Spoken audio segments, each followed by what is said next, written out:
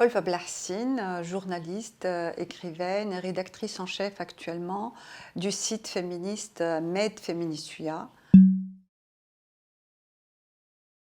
Moi, j'ai beaucoup travaillé en tant que journaliste sur les femmes et c'est ce qui me plaît le plus dans mon métier, c'est ce travail de proximité avec le terrain et avec les gens. Moi, j'avais travaillé en 2011 avec une série de reportages sur les femmes rurales, les travailleuses agricoles de la région d'Orgueil. Et je pensais que la situation de ces femmes-là, qui se réveillent à l'aube, qui sont moitié moins payées que les hommes, qui travaillent du matin au soir, cumulant les tâches, et qui sont transportés aussi dans ces camions de la mort, qui continuent à faire des victimes au quotidien en Tunisie. Je pensais que c'était une situation extrême, du fait qu'elles vivent dans une région enclavée, dans une région de l'intérieur du pays. C'est la Tunisie de l'intérieur, comme disent les historiens, où il y a eu l'étincelle de la révolution pour des causes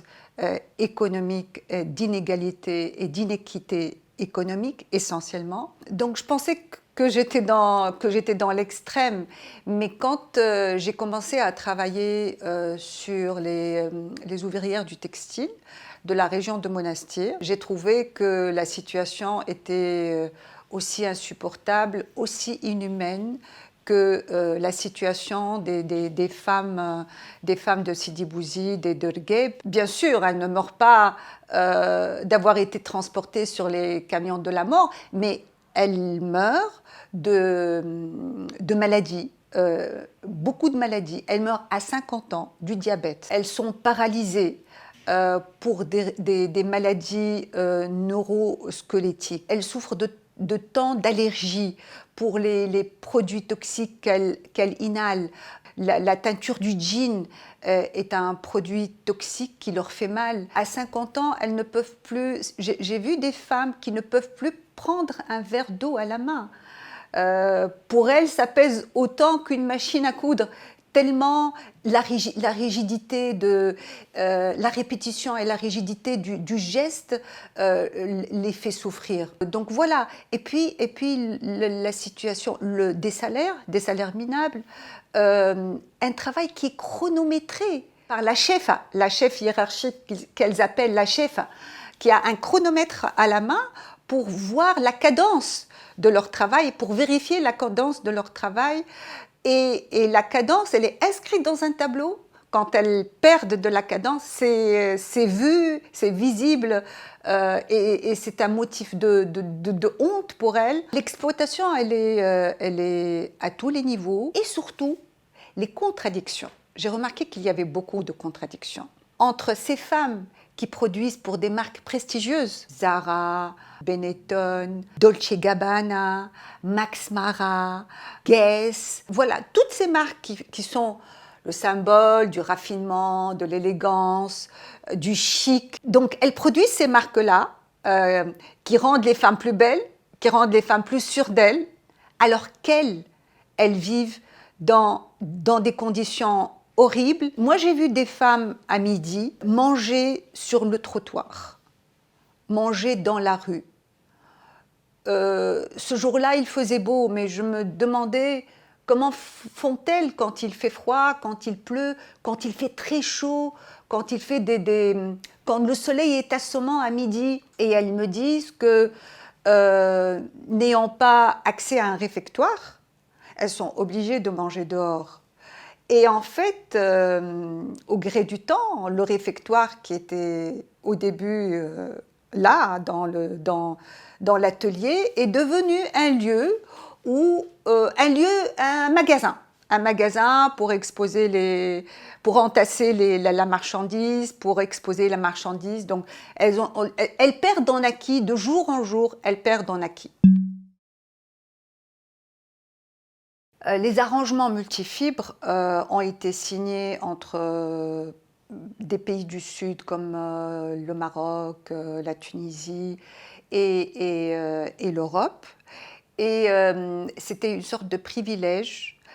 C'est des quotas qu'on donne à la Tunisie pour produire une quantité de textiles, une quantité d'articles de textiles par an, une sorte de privilège. C'était une sécurité pour les entreprises, les petites et moyennes entreprises. Depuis 2005, on a fini ces arrangements, il n'y a plus d'arrangements multifibres, et on a libéralisé le secteur du textile, l'ouvrant à des géants comme les pays asiatiques et notamment la Chine.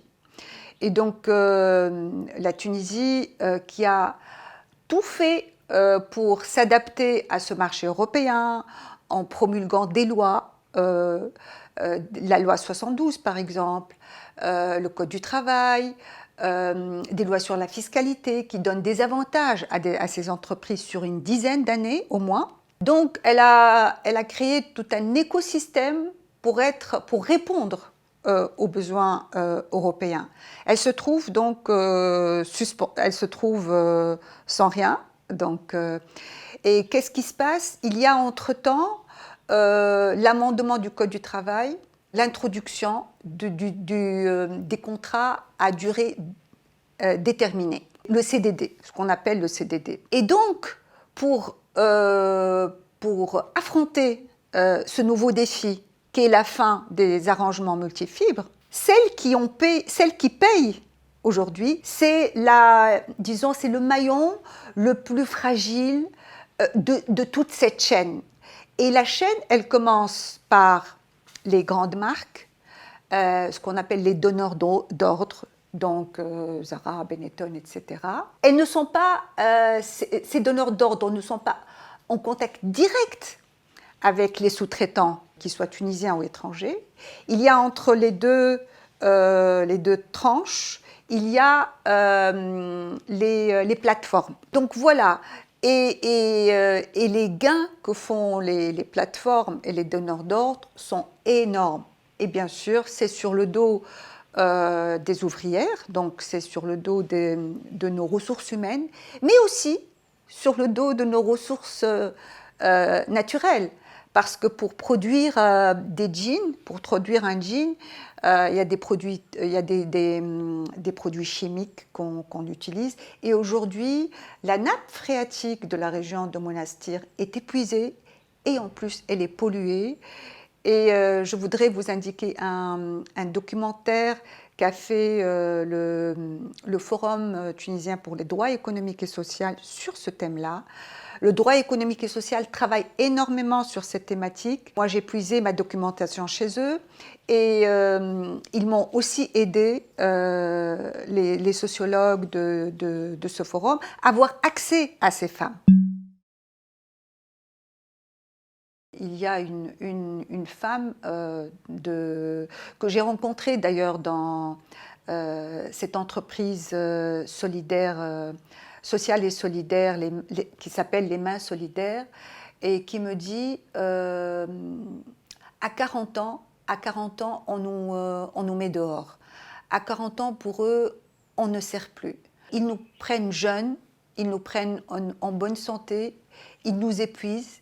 Et puis, ils nous jettent comme un vieil os. Ça dit tout sur cette gouvernance inhumaine et basée sur le profit. Il y a d'autres femmes qui me disent le matin, quand je me réveille et que je prends la route de l'atelier, c'est comme si j'allais à l'enfer.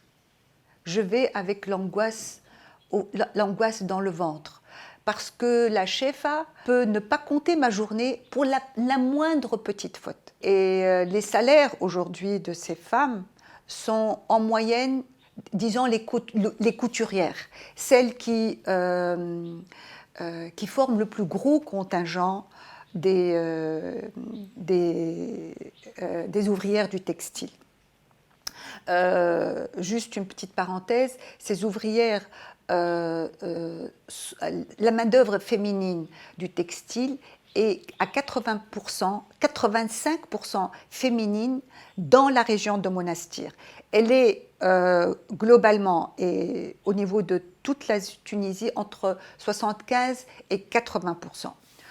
Donc ce secteur, il est basé sur les efforts, sur le travail, sur la détermination, sur la vaillance de ces femmes.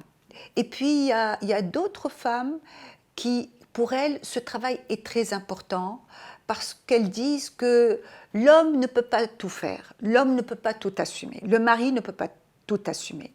Il ne peut pas assumer le loyer, les charges de la vie quotidienne qui sont de plus en plus lourdes, l'inflation des prix, des produits quotidiens, la scolarité des enfants. Donc ce salaire, il sert la famille, il est très important. Et quand elle se trouve au chômage, même cette petite dignité qu'elle avait d'aller au travail, cette petite dignité qu'elle avait d'avoir en tête qu'elles auront une sécurité, une petite retraite à la fin de leur vie. Elles ne l'ont plus. Et puis j'ai rencontré toutes ces femmes qui ont été mises à la porte sans préavis parce que l'entreprise a fermé ses portes. Elle a plié bagages sans informer les ouvriers pour ne pas avoir à les réparer, à leur donner leur dû, à leur donner leur salaire, leurs primes, etc. Il y a un grand groupe de femmes qui ont porté plainte contre des entreprises étrangères qui sont parties et qui, jusqu'à aujourd'hui, n'ont rien obtenu. Le procès se poursuit depuis des années, pour par exemple un groupe belge dont je ne nommerai pas le nom, qui a fermé une grande chaîne qui a formé en 2013. Et donc, les ouvrières ont porté plainte, mais elles n'ont rien obtenu. Et elles continuent à ressasser cette amertume d'avoir tout perdu. Et d'ailleurs, grâce à cette entreprise, cette société des mains solidaires, les mains solidaires, il y a eu embauche de toutes ces femmes. Le Forum tunisien des droits économiques et sociaux, avec d'autres partenaires, a lancé cette entreprise solidaire et il a recueilli ces femmes de 45-50 ans qui ont une grande expérience, mais qui ne peuvent plus travailler comme des femmes de 20 ans. Aujourd'hui, elles sont devenues partenaires du projet, elles font partie de l'Assemblée générale, elles décident de tout, de l'achat des tissus, du catalogue à faire, des modèles. Elles frappent aux portes des autres entreprises pour leur proposer des articles. Donc là, c'est une belle expérience et j'ai visité cette entreprise qui est installée à Ksibet El Madjouni, sur l'avenue Bourguiba de Ksibet El Madjouni. Mais cette entreprise a beaucoup de difficultés. Elle a sauvé une cinquantaine de femmes du chômage, mais en contrepartie, elle ne reçoit aucun encouragement, ni des autorités, ni des entreprises privées. Par exemple, je sais que dans les pays européens, notamment en Occident, le travail qui est issu des entreprises sociales et solidaires, on leur consacre un rayon où c'est bien indiqué le type de produit et donc ce travail issu de cette filière-là, qui est valorisé parce qu'il y a toute une philosophie derrière ça. Donc les responsables des mains solidaires sont allés voir des hypermarchés pour leur proposer cette idée, mais il n'y a pas eu de réponse. On les encourage, on leur dit bravo, vous faites du beau travail, bravo pour ce travail humanitaire, mais ça s'arrête là. Et pour l'État, ces entreprises sont considérées comme toute autre entreprise. Elles doivent payer la TVA sur le travail, donc les taxes sur le travail, 19%. Et cet argent, au lieu d'aller pour élargir encore plus l'entreprise, pour aider les femmes, pour mettre en place un fonds pour ces femmes-là, cet argent va vers l'État. Donc voilà le paradoxe. C'est un autre paradoxe. En fait, depuis qu'il y a eu l'intégration dans le Code du travail des contrats à durée déterminée, donc ça a fragilisé le travail de ces petites couturières, de ces petites mains de la fast fashion, comme je le dis dans mon papier. Donc elles recourent de plus en plus vers l'informel. Et les dangers de l'informel sont énormes sur les femmes parce que dans l'informel, il n'y a ni convention collective, ni sécurité sociale, ni retraite, ni normes élémentaires sur la santé. On peut ouvrir un petit atelier dans son salon, dans un garage. Les femmes souffrent l'été. Souvent, elles fabriquent les manteaux et tout ce qui est chaud. Il n'y a même pas de ventilateur dans ces ateliers. L'hiver, elles sont livrées au courant d'air de ces garages qui sont parfois en tôle. Comme je l'ai dit, c'est ces petites mains qui payent pour que les sous-traitants et notamment le haut de la pyramide, c'est-à-dire les donneurs d'ordre et les plateformes s'enrichissent encore plus. Et je sais qu'un article dont le coût est à peu près, disons, 10 € en Tunisie, peut être payé dans les magasins 3, 4, jusqu'à 5 fois son prix initial. L'informel est un danger pour l'économie nationale. On sait qu'aujourd'hui, 60% à peu près de l'économie va vers l'informel. Et l'État, au lieu d'encourager des entreprises comme les Mains Solidaires, encourage plutôt indirectement l'informel. Et aujourd'hui, il y a des unités de l'informel qui travaillent pour le formel, pour les entreprises qui travaillent à Ksibt El Madjouni. Donc l'informel a aujourd'hui de très grandes perspectives, un champ très large de fonctionnement et le formel recourt à l'informel. On ne sait pas exactement il y a combien d'ateliers informels. On ne sait pas combien de femmes travaillent dans ce secteur, du fait qu'il soit clandestin, du fait qu'il soit au noir. Voilà, donc c'est aussi un des problèmes que traverse ce secteur du textile. Tout d'abord, la loi, c'est vrai que la loi sur l'économie sociale et solidaire a été votée en 2019 par le Parlement tunisien, sauf que le problème réside dans les décrets d'application qui n'ont pas été publiés. Et on sait depuis ce qui s'est passé au Parlement, arrêt des travaux du Parlement en 2021 et un nouveau Parlement qui occulte totalement cette loi. Cette loi qui pourrait vraiment dynamiser le secteur du textile, mais pas seulement. L'économie sociale et solidaire offre des chiffres de croissance. Je ne les ai pas en tête. En Europe, la croissance économique vient aussi de ce secteur-là. Il est important. Parce que ce secteur, donc, il offre beaucoup d'opportunités, de privilèges pour les petits entrepreneurs, notamment des crédits intéressants. Voilà, donc le blocage de cette loi fait que cette filière de l'économie ne se développe pas, malheureusement. Il nous faudrait des hommes politiques et des parlementaires qui soient sensibles à cette économie-là pour qu'elle connaisse une vraie dynamique.